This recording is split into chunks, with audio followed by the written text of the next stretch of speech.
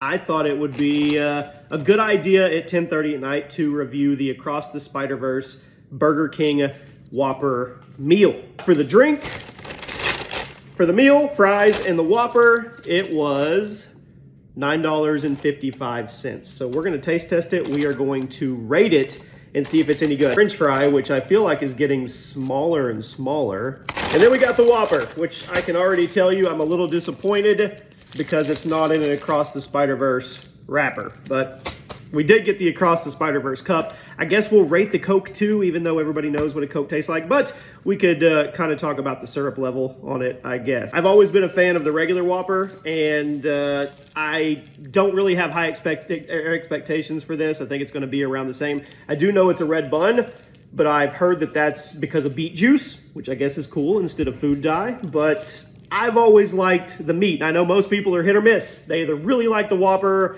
or they really think it's bad. Let's start off with the drink. Now, obviously, marketing is cool. Anything Across the Spider-Verse branded wise is gonna be cool. It's a Coke.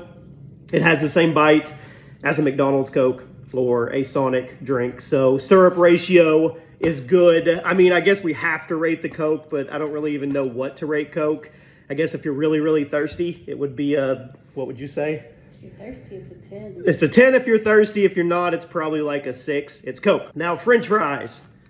I am not a big Burger King French fry guy. I never have been. And I'm gonna be a little biased with these. And they look a little brown. They actually look a little done. They're not really salted. Just never been a fan of Burger King's French fries.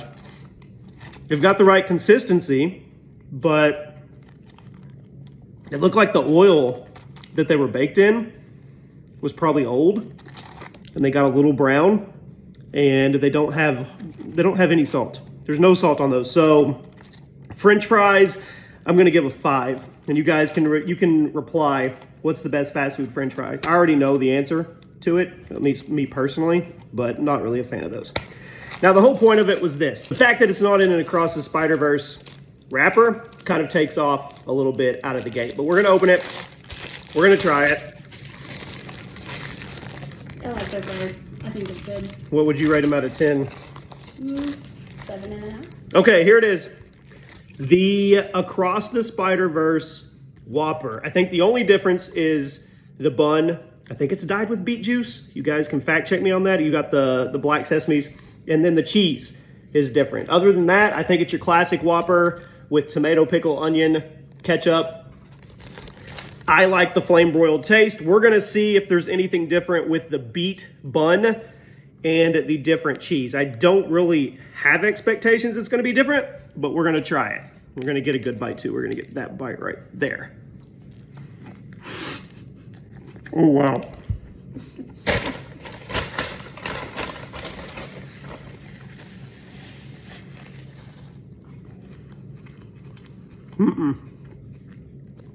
It's not any different.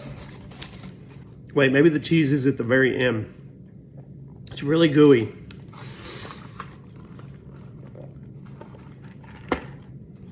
Okay, so I'm a fan of Whoppers. I'm a fan of flame broiled, especially if it's fresh. I like that taste. It's a very distinctive taste for a fast food burger. I think that's what sets it apart.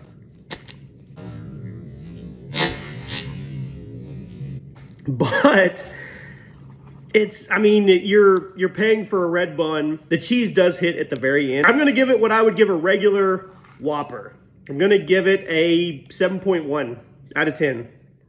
Because, like I said, the flame broiled taste kind of sets it apart from the other fast food burgers out there that it would go up against.